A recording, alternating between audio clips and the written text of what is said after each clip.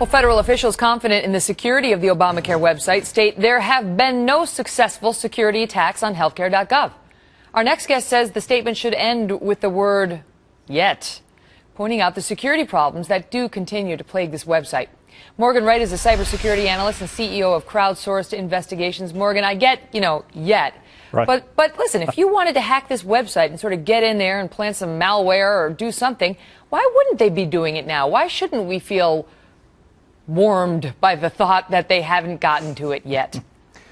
Look, when that Senate report was released, that showed that all the major agencies have been hacked. Look, HealthCare.gov is no different. For political reasons, they're trying to keep it tamped down because they want people enrolling. But look, the fact is, when I testified, and one of the people who testified with me, David Kennedy, he just testified again on January 19th and was able to download from the outside, without breaking in, over 70,000 records of personally information about enrollees in Obamacare. What kinds of information? So it is still not secure.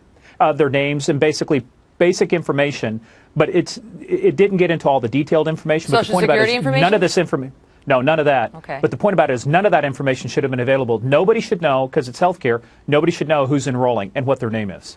What is the risk of people's private medical data getting compromised? Because that, too, needed to go electronic Yes. thanks to Obamacare. Look, there's a lot of, I'll tell you, one of the biggest issues will be fraud, Megan, as they try and build out the billing system and they try and build this out.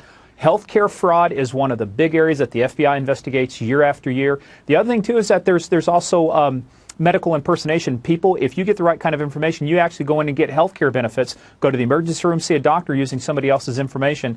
But the issue is with health care information, that is the most personal kind of information.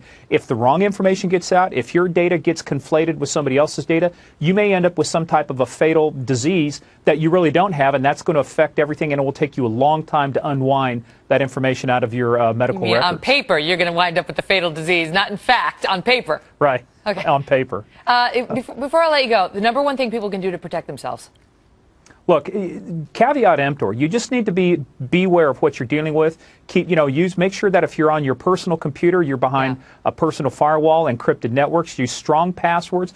Don't tell anybody your email address or the password that you use to enroll if you do that online. Look, there's some basic blocking and tackling, and don't give out information to strangers. All right, Morgan. Thanks. We'll be right back.